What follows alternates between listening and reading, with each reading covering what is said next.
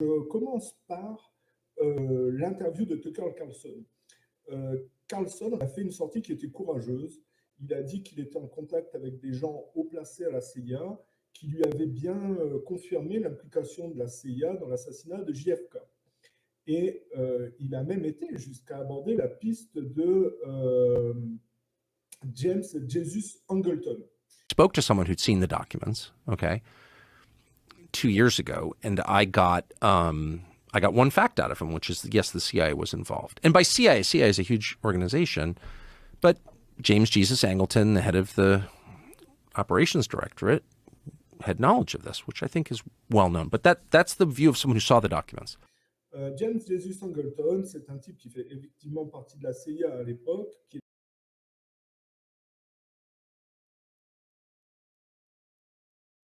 très relié à Israël, et c'est la thèse de Laurent Guyeno.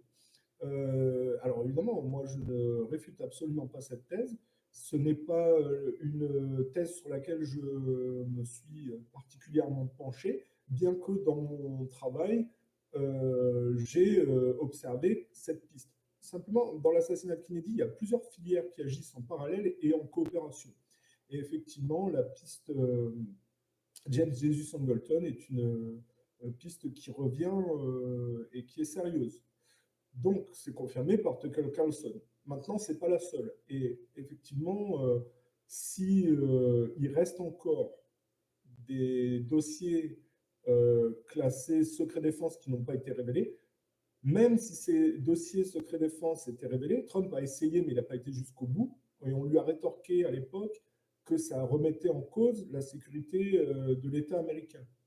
Donc, c'est un aveu de culpabilité, si vous voulez. C'est-à-dire que la prolongation de l'État profond américain repose sur le maintien du mensonge à propos de qui est derrière l'assassinat de Kennedy.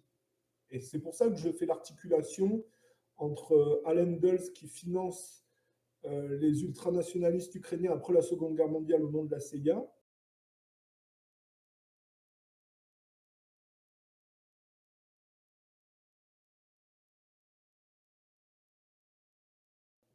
Kennedy qui est assassiné parce qu'il veut arrêter la guerre froide, et Allen Dulles qui est mis dans la commission Warren pour couvrir le mensonge. Can you say how much of it would be? Well, I think everything should be made available to the press. Yes, I'd like to join in that too, because there's been some speculation that just part of it was. We can assure you that every bit of the testimony will be made available to the press, the public. Et aujourd'hui, le fait que ce mensonge perdure arrive jusqu'à Biden et le financement des néo-nazis ukrainiens contre la Russie.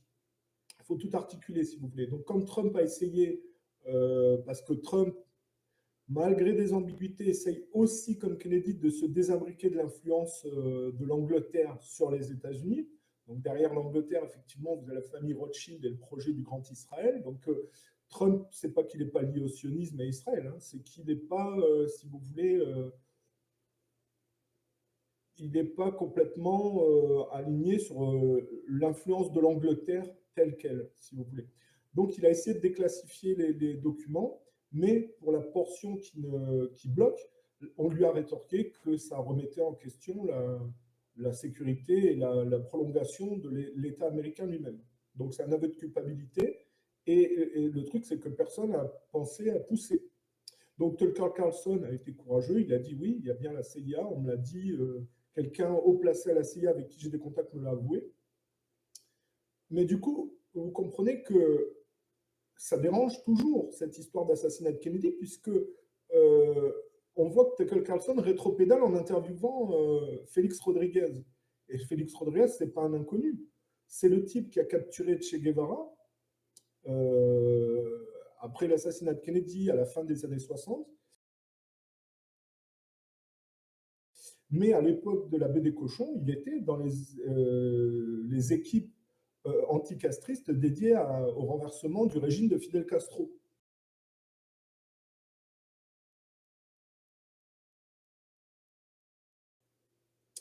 Pour la petite histoire, Félix Rodriguez, c'est un type avec vraiment une traînée de cadavres tout le long de sa carrière. C'est un meurtrier, un assassin. Il a de multiples séances de torture derrière lui. tout au long de sa carrière. Bon, à l'époque de la baie des cochons, il a 19-20 ans. Donc, pour la petite histoire, il fait partie de l'équipe de l'unité Alpha 66 dédiée à l'assassinat de Castro et qui est sous l'autorité de Nixon. Voilà. Donc, il sait pertinemment, ce type-là, que les équipes anticastristes que Kennedy a lourdées à la baie des cochons ont été réaffiliées à son assassinat. Et dans l'interview de Tucker Carlson, quand Carlson lui demande l'implication des anticastristes dans l'assassinat de Kennedy, il couvre ses collègues, effectivement, en prétendant que c'est Castro qui est derrière l'assassinat de Kennedy. Donc, you worked for President Kennedy. Yes. And he was, of course, killed in November of 1963, and countless books have been written blaming Cuban exiles, people who participated in the Bay of Pigs, for being involved in some way with the CIA in that assassination. What's your assessment of that claim? Well, I'll tell you, most of the brigade member believes President Kennedy was a traitor. He was the one who definitely he had the responsibility, and he was responsible for our failure. Looking from another point, I believe that he was a young president, ill-advised, and we paid the price. And I believe that actually he was killed because he tried to amend that. After he was able to pull the brigade out of prison, he opened the Armed Forces of the United States for the brigade members. I became a second lieutenant in the U.S. Army in 1963. And then he promised us a special operation, which was started in Central America in 3 different bases, and not many people know about it. But then he was assassinated. And a lot of people believe that it was only one shooter. I believe there were 2 shooters. We have information that there was a Cuban, which is now a retired general, Fabian Escalante, who was a captain at the time, who was in Dallas. And he was the second shooter in the assassination of the president. Well, okay, I'm sorry, will you say that one more time? What's his name? Fabian Escalante. Fabian Escalante. And he was in Dallas that day, and then he left. It was something that, and Castro said that he knew that Cuba, the United States was trying to kill him, but be very careful because the Cuban also had a very long hand. So it was a matter either Kennedy or Castro. I think that's how he got killed. So you believe that Kennedy was assassinated by Cuban forces, Castro? To a great extent, yes. Remember that Oswald was in the Cuban embassy for several hours before he went to Dallas that day. And we also have the fact that with no question about it, that Fabian Escalante was there. And then Cuba denied at the beginning that he was ever in the Cuban embassy. Later on, when they learned that we, as CIA, we had pictures and movie of him getting into our embassy, then they said that they went to a very distinct check, and they found out that indeed, yes, Oswald was in the Cuban embassy, and they claimed that he came in there to get a Cuban visa, and he was denied. But I do believe that it was a participation of Cuba in the assassination of the president. And later on, one assistant of President Johnson said that they knew about it, but for security consideration, they denied to the public the participation of Cuba in the assassination of the president. Because remember, at that time, there were already 4 offensive missiles inside Cuba.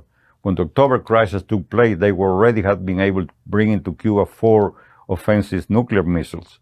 That's why when Khrushchev thought, and he knew that the U.S. knew that they had 4 offensive missiles inside the island, he could bring 20 of them. That's when the October crisis took place. But there were still 4 missiles inside Cuba that were offensive.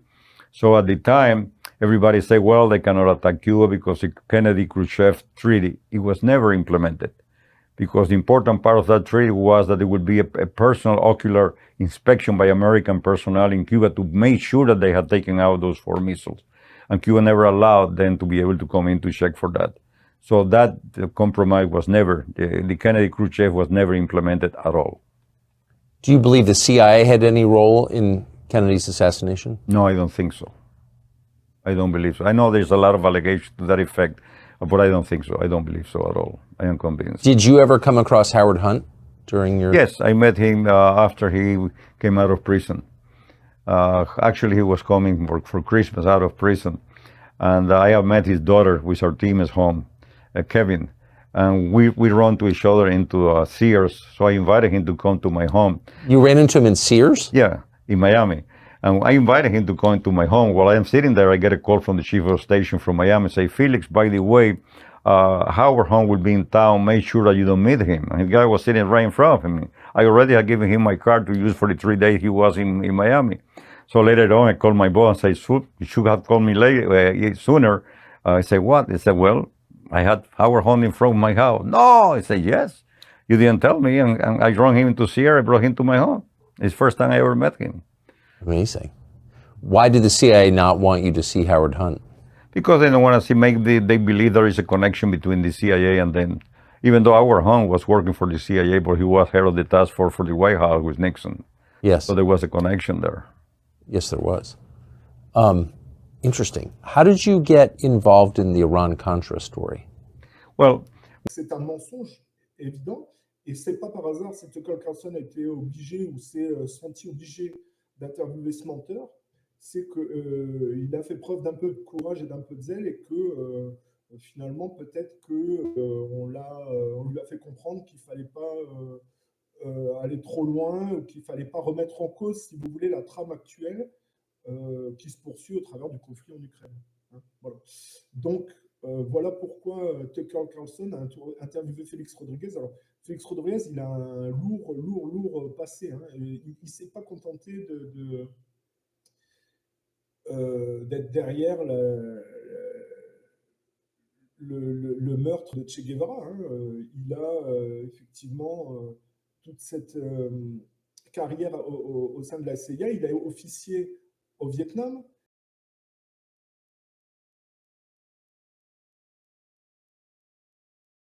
Et pas que dans les choses les plus reluisantes, hein, puisqu'il fait partie du programme Phoenix, c'est-à-dire de torture sur les prisonniers vietnamiens. Hein.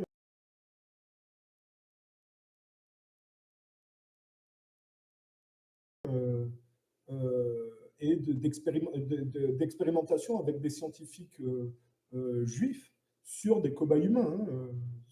Aujourd'hui, quand on arrive au transhumanisme et à l'homme couplé à la machine, ça vient aussi de ces programmes-là de l'époque de la guerre du Vietnam.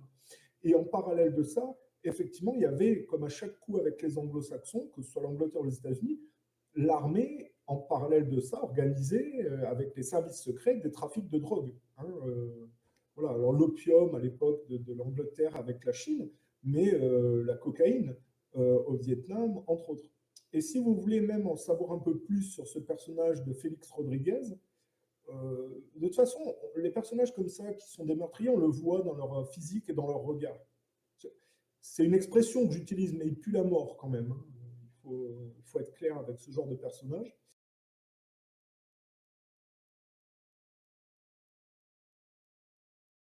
Si vous voulez en savoir plus, ben vous regardez l'interview du type de la DEA, là, qui travaillait à démanteler les cartels de drogue, et qui explique que effectivement, on retrouve ce Félix Rodriguez dans l'assassinat d'un des types que lui jugeait intègre, hein, dans ces histoires croisées de flics infiltrés dans les cartels de la drogue.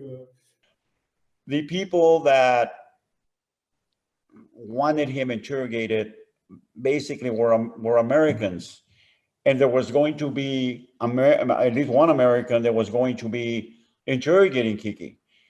The plan was not to kill him. The plan was to kidnap him, bring him to a place, interrogate him, waterboard him, not physically, kick him, beat him, which they did.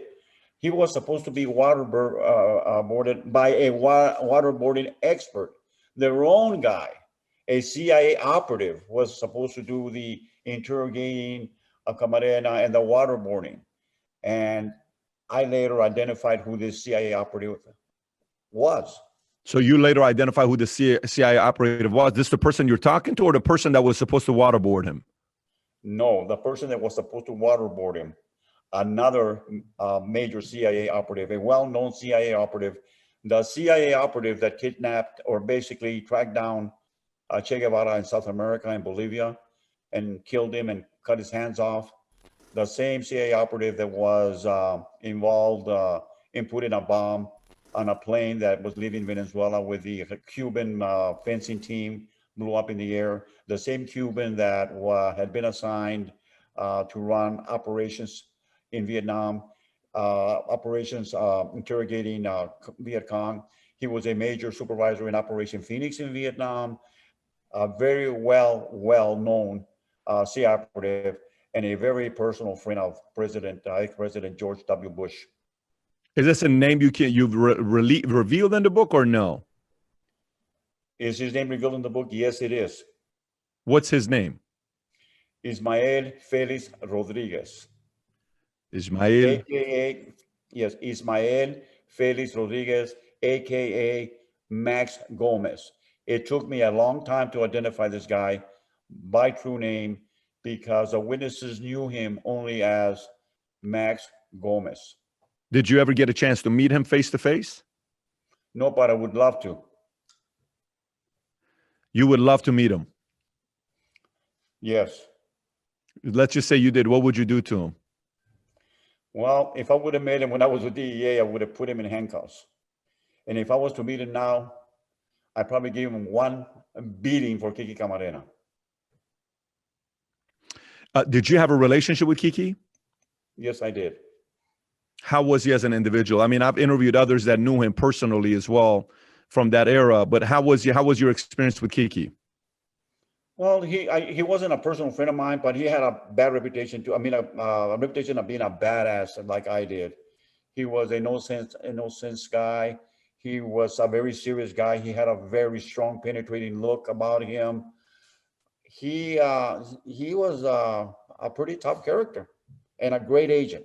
Voilà, il y a toujours un chassé-croisé de toute façon dans l'assassinat de Kennedy avec l'histoire de Cuba, le blanchiment d'argent dans les casinos, les bordels que les Américains tenaient avec la mafia à Cuba avant que Fidel Castro ne les vire et en face de ces bordels des hôpitaux. On sait que la CIA, la mafia travaillent ensemble dans le blanchiment de l'argent et le trafic de drogue et qu'il y a une grande ambiguïté dans ces mouvements et dans ces opérations, si vous voulez. Donc voilà, regardez l'interview du Mexique. Enfin, je ne sais pas s'il est... on voit qu'il est d'origine mexicaine, mais il travaillait pour la DEA, il doit être américain, d'origine mexicaine, le gars. Et il explique qu'effectivement, s'il pouvait mettre la main sur Félix Rodriguez, il passera un sale quart d'heure, parce qu'il a assassiné un type qui, visiblement, pour ce type de la DEA, un type qui était un bon flic. Bon. Après, regardez l'interview, vous pouvez le mettre en traduction automatique. C'est pas parfait, mais ça permet de comprendre la trame. Qu'est-ce qu'on peut rajouter? Oui. Ce que j'ai toujours trouvé bizarre, c'est que vous avez un film à Hollywood qui aborde certainement le personnage de Félix Rodriguez, ou les gens comme Félix Rodriguez, mais c'est tellement caricatural quelque part que ça me fait penser que ça pourrait être bien Félix Rodriguez qui est dénoncé dans Nico, Above the Law, avec Steven Seagal en 88. Des interrogatoires au pain total, tu en as déjà vu avant? Est-ce que ces connards sont de la CIA? Oui, on est tous payés par la CIA, mais ces gens-là ne sont sûrement pas listés dans l'annuaire officiel de l'agence.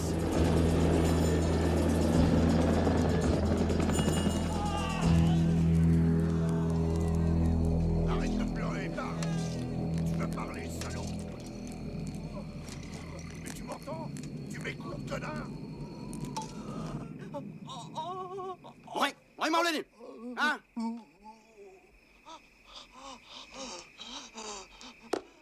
T'avises pas de crever, sale con. Qu'est-ce qui se passe ici? C'est cette pucelle qui a du mal à tenir sa dose. Doc, il est mort. Alors sortez-le-moi de là. Venez nous aider. Ça vient? Allez, sortez-le de là.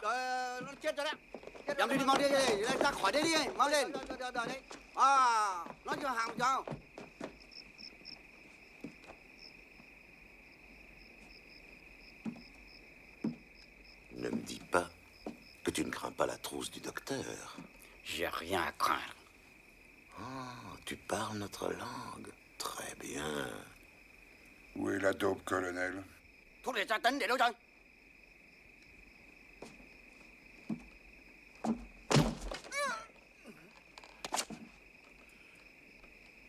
Je t'apprendrai qu'on ne doit jamais déconner avec mon opium. Eh merde. Encore un dur à cuire, Doc. Tu n'as rien dit aux Français, tu n'as rien dit aux Shintok, et tu t'imagines que tu ne vas rien dire non plus aux Yankees. Non seulement tu vas parler, mais tu vas même chanter, mon pote.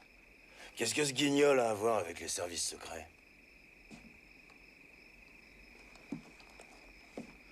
D'où sort cet enfoiré? Qu'est-ce qui nous envoie ça? Toscani, tu as reçu l'ordre de regarder et de fermer ta gueule. Ne te mêle surtout pas de ça.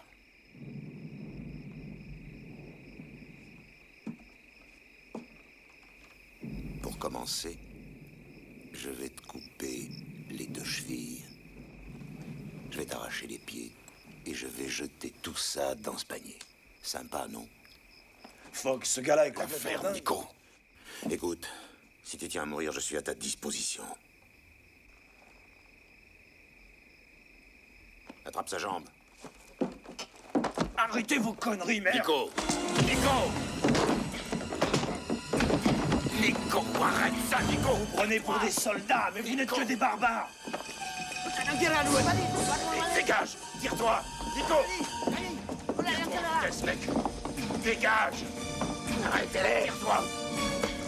Sol, écoute-moi. Si je le tue pas maintenant, c'est lui qui me tue. Non, toi, écoute, espèce de connard. Je t'appelle un hélico et je te couvre, ok? Mais tire-toi d'ici, bon Dieu! Allez, dégage! Ramène-le tout de suite! Le personnage de Zagon, ça pourrait être Félix Rodriguez, honnêtement, et c'est pas une fiction. Hein. Il a le profil et le comportement qui correspond à ce genre de personnage. Alors, ce que j'ai toujours trouvé surprenant, c'est qu'Hollywood sorte un film où on balance comme ça au spectateur que la CIA, pendant la guerre du Vietnam, se livrait à des trafics de drogue et à des opérations de torture en parallèle, si vous voulez. J'ai toujours trouvé le personnage de Steven Seagal un peu particulier dans Hollywood. Maintenant, il ne faut pas être dupe. Au début, je croyais que la mafia italienne, elle utilisait un type d'origine juive, puisque Seagal est un juif par son père. Il a des origines irlandaises aussi. Je pensais que la mafia italienne, puisque le producteur à un moment donné, dans les années 90 jusqu'en 2000, le producteur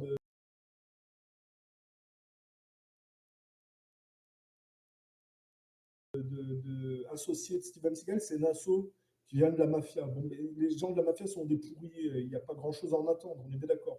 Moi, je croyais au départ que la mafia italienne utilisait Steven Seagal pour vanter un peu les immigrés catholiques italiens au sein de la culture américaine et pour balancer un peu les histoires de la CIA.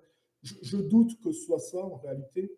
Je pense que c'est un chassé-croisé de remplacement politique de lignes au niveau de la CIA et que, si vous voulez, on critique l'ancienne ligne des types de la CIA, de la torture et des trafics de drogue parce qu'on veut s'y substituer. Voilà. Et je pense que sinon, ça ne sortirait pas à Hollywood. Il n'y a aucune raison que dans Nico, on balance comme ça qu'il y ait des types à la CIA qui pratiquent de la torture et qui se livrent au trafic de drogue et qui sont en parallèle de l'agence, si vous voulez. Le film Above the Law, il est un peu particulier. Hein, mais en fait, il faut voir ça comme un jeu interne, une lutte interne au sein des mouvements américains et des services secrets de remplacement de ligne. Hein. En 88, le président, c'est Reagan. Et après, ça sera George Bush, mais il y a aussi l'héritage de Carter. Donc, il faut voir le chassé-croisé entre démocrates et républicains et ce que ça donne au niveau des services secrets et de qui veut se rapproprier quoi. Bon, ce qui est intéressant, c'est qu'au début, quand même, le personnage de Steven Seagal dans les films des années 90, c'est un Italien catholique. Hein, et qu'en plus, il le vante. Vous n'avez pas... Hé là. Mais qu'est-ce que vous foutez là? Laissez-le moi, celui-là. Mais ça va pas la tête? Vous n'avez pas le droit, bande de pédés. À moi que tu parles? Oui, pour qui tu te prends, toi, hein? Tu t'éclates à frapper les gonzesses, c'est ça? Hein? Eh ben frappe-moi, sale con. Oui, c'est ça, d'accord. Monsieur se prend pour une terreur. Des terreurs comme toi, j'en prends tous les matins, enfoiré. Ta femme, je la pèse. Ta mère, je la...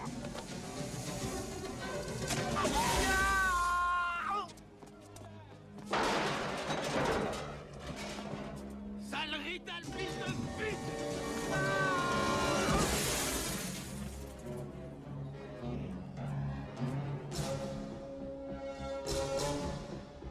Salut, Samy, ça va? Mais qu'est-ce que tu fous là, connard? T'as toujours ta coiffure de gonzesse? Gino! Ça va, toi? Ça va. Ça veille?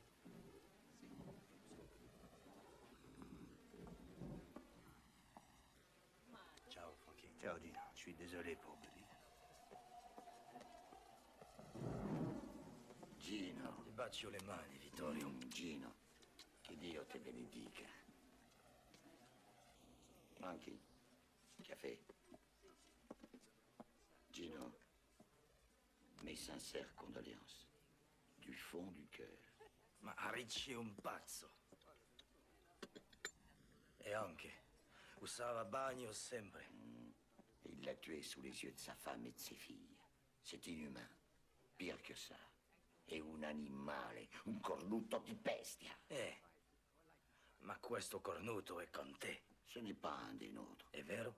Gino, tu me connais. Jamais je ne laisserai un de mes gars faire ça. Si c'est toi ou un type de chez vous qui arrête ce salaud, qu'est-ce qu'il prendra? 20 ans au maximum? Peut-être avec un peu de chance. Gino, ce type est une honte pour moi. Et pour toi. Il a tué un innocent devant sa famille. Et sur mon trottoir. Tu connais nos lois. C'est à nous de régler ça. Et je te promets que je lui ferai payer le prix du sang qu'il a versé. Io ti rispetto sempre, Don Vittorio. Ma ça n'empêchera pas que, si je le retrouve avant vous, c'est moi qui m'occuperai de lui. Io lo saccio, Gino. C'est assez particulier parce qu'on est dans une culture anglo-saxonne qui en général n'est pas très portée sur le respect des catholiques, ni italiens, ni irlandais. Bon, bref, c'est pour ça que je me suis demandé si la mafia la faisait pas à l'envers, si vous voulez, au système hollywoodien, mais je me fais pas beaucoup d'illusions à ce niveau-là. J'ai un doute. Voilà. J'aurais vraiment un doute parce que, bon, voilà. Les Nassau qui ont essayé de faire chanter Steven Seagal. Alors, Steven Seagal, qu'est-ce qu'on peut dire de Steven Seagal? C'est un personnage particulier. Il fait quand même penser en partie à un imposteur qu'on voit dans les films de Jean-Claude Van Damme, là, le Bloodsport, Dux, Frank Dux. Hein. C'est un espèce de charlot qui se prétendait maître en arts martiaux et qui était agent de la CIA.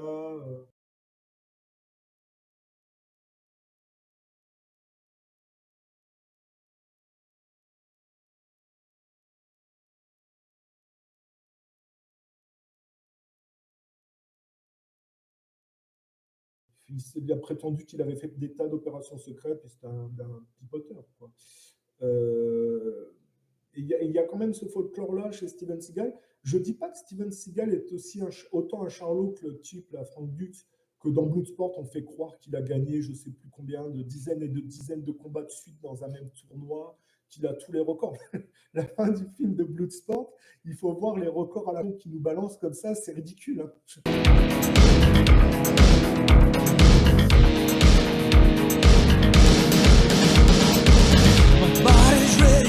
Ce film est tiré de faits réels de la vie de Frank Dux.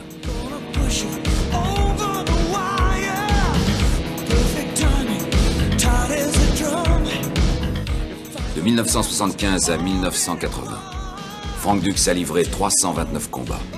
Il s'est retiré invaincu avec le titre de champion du monde de full contact, catégorie poids lourd.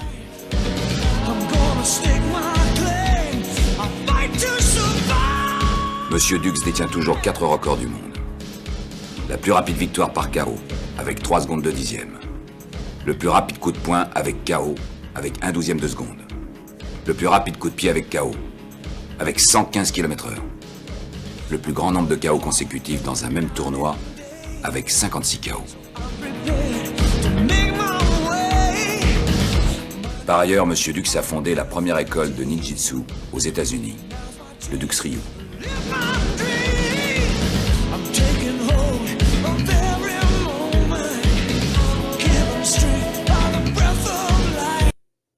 Mais bon, voilà, Bloodsport, Van Damme, qui se prostitue aussi pour la mafia juive à Hollywood avec Globus Golan, là, le producteur, là.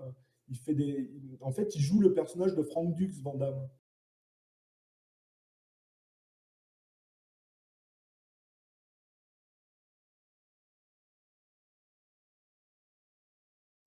Bon, au départ de son épopée, hein, Van Damme fait une erreur, il va se paumer aux États-Unis. Il veut à tout prix travailler au sein d'Hollywood et il supplie Menahem Golan, qui est un producteur juif pro-israélien, de lui donner du travail.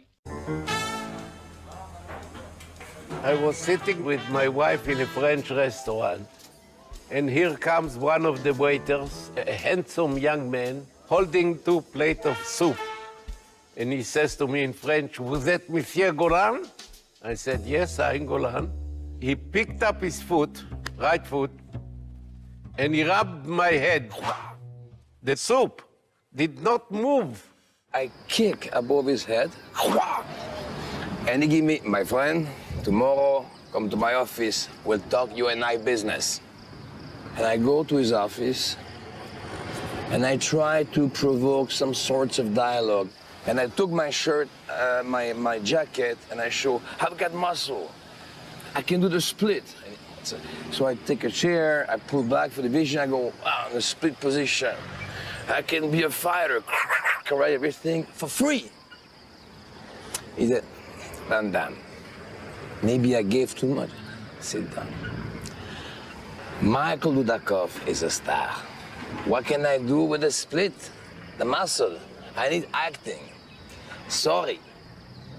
I go, Menahem, please, may not get to... I was like, I break down. And he looked at me like, with this big heart. Like, don't go next to me like this. Sit down, okay. And he see me, I'm so sorry. I'm sorry if I cry, I'm fucking sorry. And then he think, Karin, bring me Bloodsport. And she come and he go, you want to be a movie star? I'm gonna make you a movie star. Bon, Menahem Golan, au départ, il n'a rien demandé, mais il va intégrer Van Damme dans son rapport au monde, qui est pro-israélien. Et donc, il va proposer à Jean-Claude Van Damme le premier rôle dans Bloodsport, et qui est d'interpréter le personnage de Frank Dux. Frank Dux est un juif canadien dont les parents seraient réchappés de la Shoah. Il a des liens, ça ressemble beaucoup au profil de Seagal, Frank Dux. Il prétend avoir été un agent de la CIA envoyé sur des théâtres d'opération, il se part de titres qui n'existent que dans sa tête, et bon, finalement, Van Damme se retrouve à interpréter un héros juif sioniste.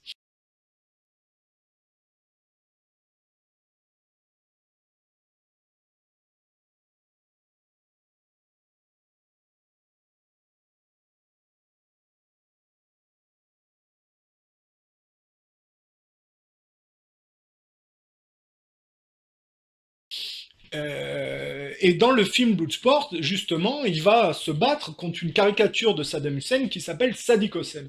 You come upstairs with me for an interview. Like hell, let go of me. You want Hussein, no? No, Hussein is an asshole. What did you call me? You want me to spell it out for you?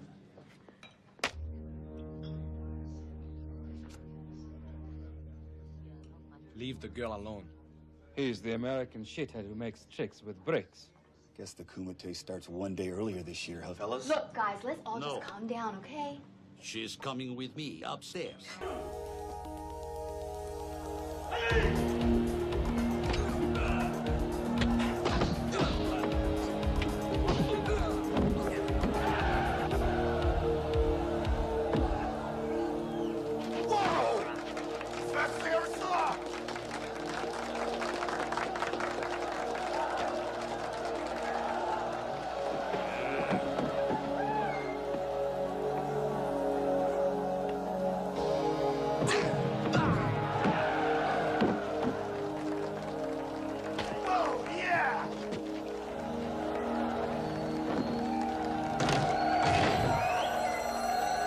Donc on voit bien que c'est pas un hasard si ces choses-là se produisent, c'est parce que Menahem Golan, qui est un juif pro-israélien, est à la tête d'une société Canon et d'un groupe Globus Golan qui fait de la propagande pro-israélienne et qui se sert d'Hollywood pour les intérêts de sa communauté juive sioniste.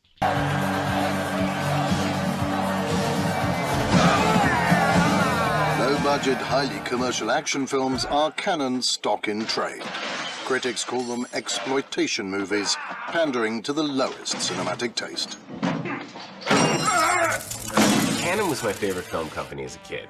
When we saw that logo of those steel seas coming together, that we're like, oh, it's a Canon movie, it's going to be awesome. You knew there was going to be guns, you knew there was going to be chicks, you knew there was nudity, there was violence. Canon was synonymous with awesome in the 80s. There was no other film label that did that. Et Van Damme, qui est au départ de culture catholique belge, se retrouve déporté dans une culture protestante, les États-Unis, hein, majoritairement, et qui est un golem d'Israël. Donc il va se mettre au service d'une propagande pro-israélienne et anti-arabe, pro-palestinienne. Alors, en 88, c'est Reagan, le président des États-Unis, le directeur de la CIA, c'est George Bush le père, qui va devenir le président en 89. Et en 90, il y aura la guerre en Irak. Donc on voit bien que la caricature d'arabe dans le film Bloodsport induit ce qui va se passer dans le futur. Fast forward again to August 2nd, 1990. Iraq attacks Kuwait, claiming the Kuwaitis are slant drilling into Iraq's oil fields. U.S. President George Herbert Walker Bush pushes for a land war against Iraq. But polls show the U.S. public is split 50-50 on that idea. Then comes this eyewitness testimony before a congressional committee from a 15-year-old Kuwaiti girl. The claim is she cannot be identified for fear of reprisals. While I was there, I saw the Iraqi soldiers come into the hospital with guns. They took the babies out of the incubators. Took the incubators and left the children to die on the cold floor. The U.S. public is outraged. The result? Support for land war zooms. It's a turning point. Desert Storm is launched. 135,000 Iraqis are killed. An estimated 1 million Iraqis, many of them children and old people, then die as a result of 10 years of sanctions. One small problem. There never were any incubator baby deaths, not one.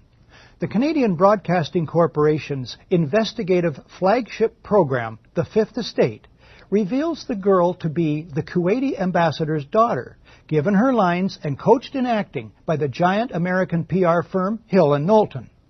It's one phase in a $10 million joint U.S.-Kuwaiti campaign of deception. This man is lying. I myself buried 14 newborn babies that had been taken from their incubators. This man is lying. And they had kids in incubators, and they were thrown out of the incubators so that Kuwait could be systematically dismantled.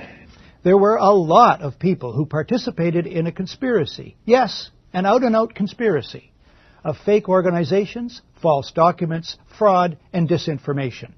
So, if a new man named Bush is in the White House and helps engineer a brazen deception in order to achieve global geopolitical goals as well as domestic and personal ones, it wouldn't be a first, would it?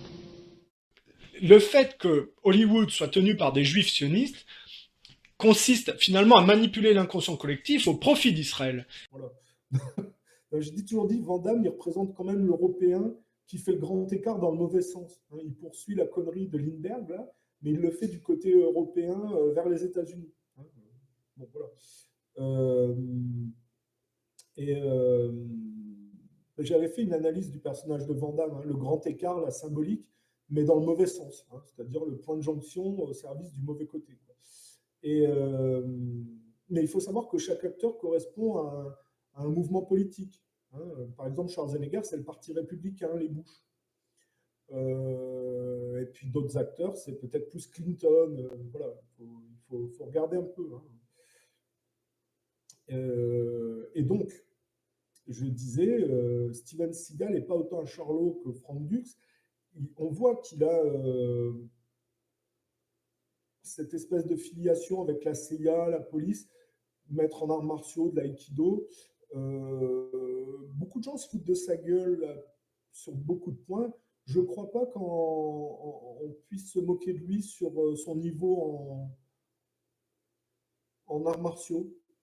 Maintenant, effectivement, ça reste que des acteurs, mais il a quand même une formation, on voit, de policier, ce genre de choses. Et il n'est pas complètement nul. Et il a même un point de vue politique qui, parfois, dans le côté, comment dire, ouais, c'est pas complètement du nationalisme, on va dire, mais il a un point de vue qui est loin d'être idiot sur certains points. Pop stars, sports stars, and religious leaders, even a former Hollywood action hero. Why do you support Vladimir Putin, Mr. Seagal? I can't answer questions that stupid. Yeah, sorry. Why is it a stupid question? It's just an open question. I think it's pretty stupid, and I think you know the answer. C'est un personnage particulier, Seagal. Un cheval entre plusieurs trucs. Parfois, on a l'impression que c'est vraiment un bouffon, un imposteur, et de l'autre côté, il est vachement compétent sur certains points et il y a une certaine profondeur. Bon, après, il ne faut pas être dupe. Hein. Quand Hollywood se sert d'un personnage, c'est pour faire la promotion d'un courant profond, et ces courants profonds sont tous pourris. Donc Seagal a certainement, est certainement le représentant d'un de ces courants à un certain niveau. Voilà. Il est plusieurs choses, à la fois pour moi certainement un imposteur, un bouffon sur certains points, et de l'autre côté beaucoup plus de profondeur que ceux qui se foutent de sa poire en général. Voilà.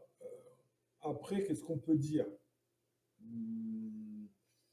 Qu'est-ce qu'on peut dire?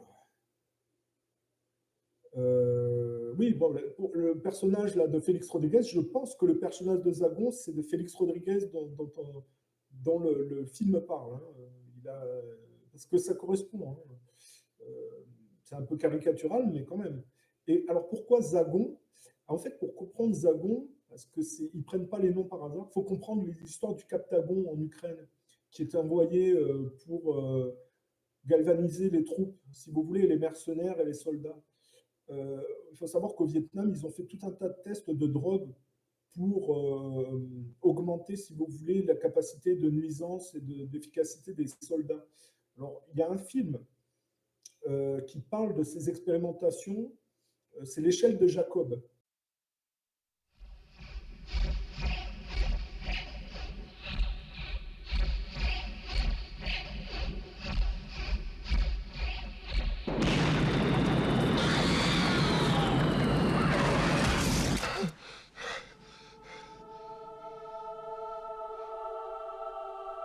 Every day, Jacob Singer goes to work. What's wrong? It's one of those days. And every day, he wonders what is happening to him. Maybe it's the pressure, Jake. They're like demons, Jess. They weren't human. What were they, Jake? Let me look at your hand. You have a very strange line. See, according to this, you're already dead.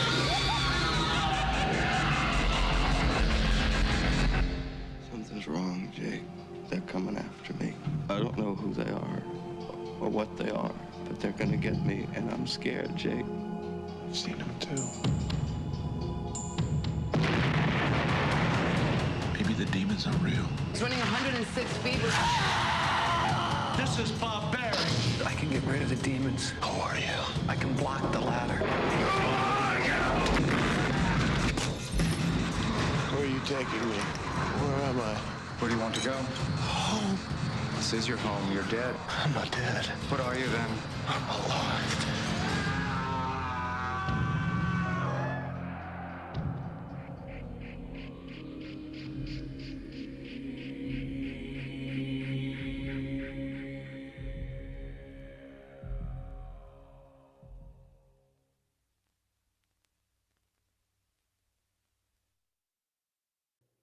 Ce film est intéressant, l'échelle de Jacob, parce qu'il aborde justement un type qui est complètement perturbé parce qu'il a le souvenir, quand il était au Vietnam, de ses expérimentations.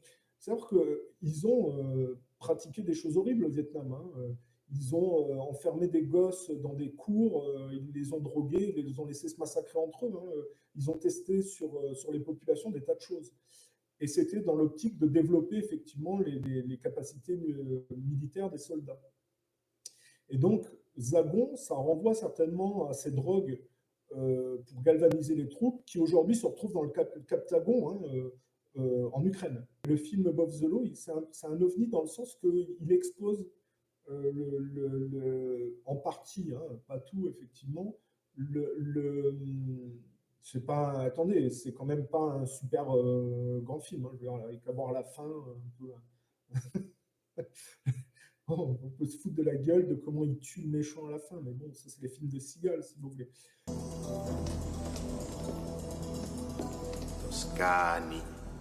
Toscani, apprête-toi à faire de beaux rêves. Tu aurais dû me tuer quand t'en avais l'occasion. Je crois qu'au fond, t'es encore plus con que je ne le croyais.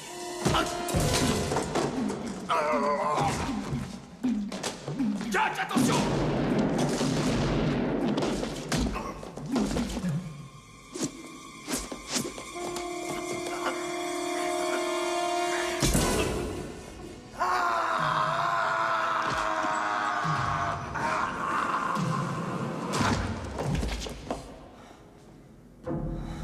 Mais c'est un ovni parce que ça aborde effectivement ce trafic de drogue et ces réseaux occultes de la CIA, ces choses-là au Vietnam. Voilà. Mais ça s'est prolongé aujourd'hui. Et vous rappelez, vous regardez, la guerre du Vietnam, c'est quand même dans la guerre froide, dans l'opposition avec l'URSS. Mais aujourd'hui, la trame de l'assassinat de Kennedy, dont j'ai dit qu'il voulait arrêter la guerre froide et qu'on l'a assassiné en partie pour ces raisons, se retrouve dans la poursuite du conflit en Ukraine contre la Russie, avec les mêmes trafics de drogue et les mêmes types de personnages dégueulasses, un peu, que Félix Rodriguez, l'anticastriste qui ment dans l'interview de Tucker Carlson en prétendant que Castro serait derrière l'assassinat de Kennedy, ce qui est un mensonge complet. On sait qu'Oswald a demandé, quand il était au Mexique, un passeport cubain qui lui a été refusé par l'ambassade cubaine. C'est que parce que Oswald était un agent de la CIA, ils ont essayé de le faire passer pour un agent russe, mais les Russes étaient de côté communiste et en Amérique du Sud, les gens n'étaient pas complètement dupes non plus. Donc, il y a toujours cette haine des filières d'exilés cubains anticastristes qu'on retrouve en Floride. C'est pas par hasard que je vous ai mis l'image de DeSantis qui remet une médaille à Félix Rodriguez.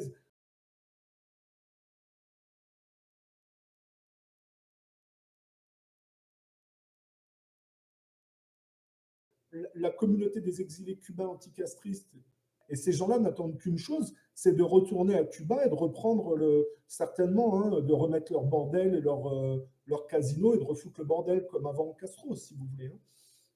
Donc, ces gens-là attendent toujours de retourner à Cuba.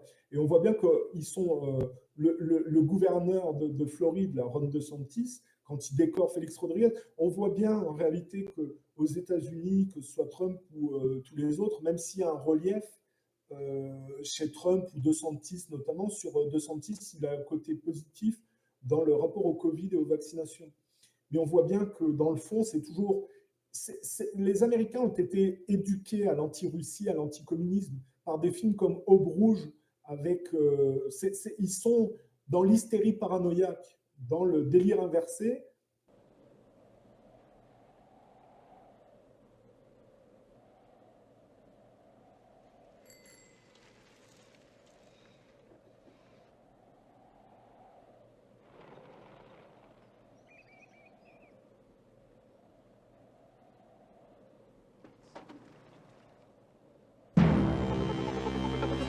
What's going on here, my friend?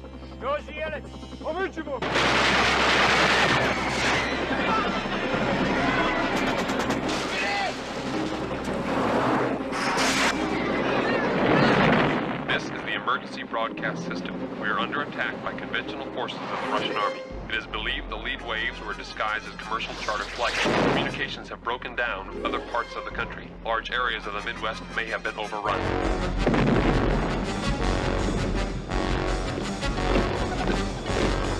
They know who all of you are. They're looking for you.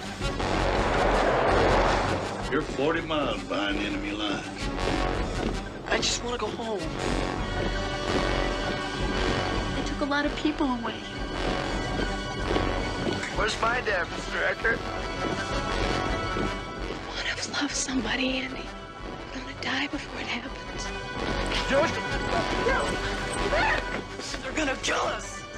All of us! So why should we be different? Because we live here!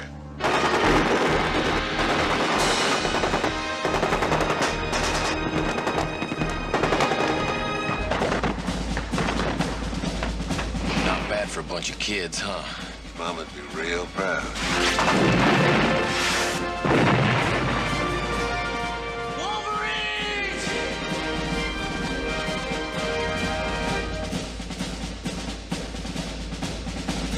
Tous les films que je mets là, de Léviathan à Virus, tous ces films-là relèvent de l'aliénation anti-russe, hystérique, paranoïaque, si vous voulez. Et quand De Santis décore Félix Rodriguez anticastriste et ce genre de choses, on voit bien qu'on a affaire chez les Américains, avec leur psychisme inversé, leur mimétisme inversé, toujours, si vous voulez, à la même mécanique. Voilà. Et les mouvements d'exilés cubains de Floride ont beaucoup d'influence. Voilà, il faut le savoir. Regardez la femme de Trump, Melania Trump. Son père était un colonel dans l'URSS qui est passé à l'Ouest. Voilà. Il y a toujours un mimétisme. Voilà. Après, le relief de Trump, on peut en parler. Il a des origines allemandes, écossaises.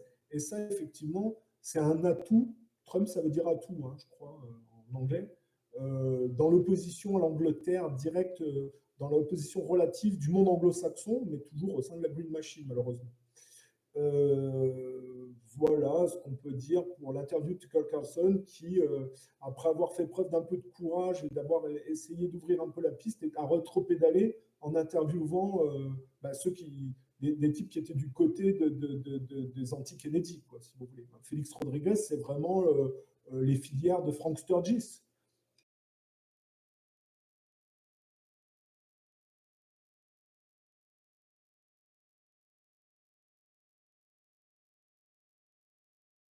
So you're saying Ruby was working for the KGB?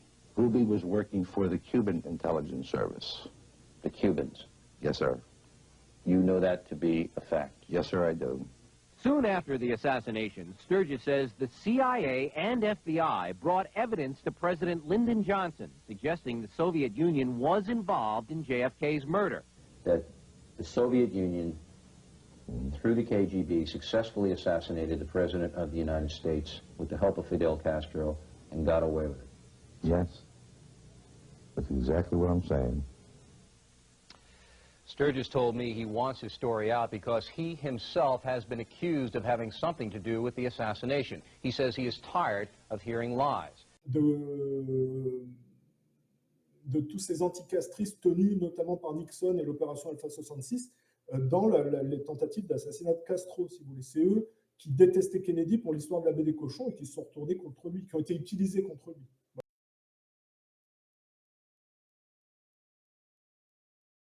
He was scared because Khrushchev says, don't do this or we're going to do that. You know, so he didn't do it, and he deserted the Bay of Pigs. I was involved in the Bay of Pigs. A lot of people, friends of mine, that were killed in the Bay of Pigs. And I resent that. Don't play political games with me. I'm a military man. I'm a soldier. I go fight. But damn it, if I risk my ass out there and I'm getting shot at, I don't want some stupid-ass politician to go ahead and make deals behind my back where my people or maybe myself are going to get killed. I don't like that. Alors bien sûr, derrière la trame, c'est le projet Windsor-Rothschild du globalisme avec le Grand Israël, effectivement, critiquer le nucléaire israélien, arrêter la guerre froide, c'est enrayer la mécanique, vouloir faire payer des impôts en plus à des familles établies depuis longtemps et dominatrices sur le territoire, de vouloir donner des droits aux Noirs, Bon, voilà, Kennedy était jeune, il était beau, il était séduisant, il plaisait beaucoup aux femmes. Ça changeait quand même de l'assise poussiéreuse et vissée, si vous voulez, des vieilles familles établies protestantes. Voilà. Maintenant, effectivement, Kennedy, même s'il avait des qualités avec une certaine lucidité par l'éducation que son père lui a donnée sur le national-socialisme économique, notamment, il avait quand même une inclinaison que l'extrême droite a identifiée comme sympathisant pro-communiste. Voilà. Et il y a tout un tas de facteurs chez Kennedy qui fait qu'il s'est retrouvé avec tout le monde à dos. La véritable question dans l'assassinat de Kennedy, encore une fois de plus, c'est qui n'a pas participé. Ils y sont tous. Le FBI, la CIA, les juifs pro-israéliens, les militaires du nucléaire, les types du Ku Klux Klan, l'Angleterre, la mafia juive, la mafia italienne, la police de Dallas, le maire de Dallas, le gouverneur du Texas, les milliardaires du pétrole. Il n'avait pas beaucoup de chance de s'en sortir, on va dire. Et puis, évidemment, son frère, c'est pareil, Martin Luther King, Malcolm X, tout ça, c'est la même époque et le même genre d'assassinat. Et aujourd'hui, tout s'est inversé, mais dans la même direction, ça a été repris par l'extrême gauche, Biden, qui fait exactement la même chose, en copie négative inversée. On ne fait plus d'émeutes contre les Noirs, on fait des émeutes contre les Blancs. C'est toujours naissance d'une nation, c'est toujours le Nord contre le Sud. Sauf qu'il n'y a plus de Ku Klux Klan. Maintenant, c'est Donald Trump contre Biden.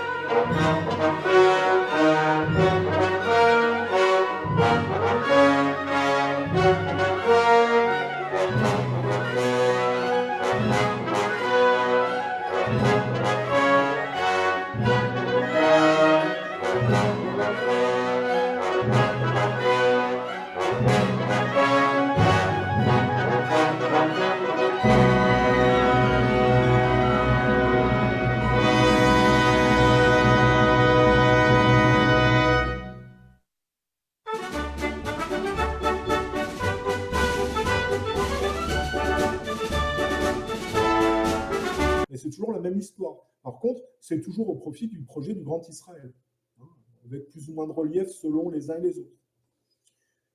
Voilà.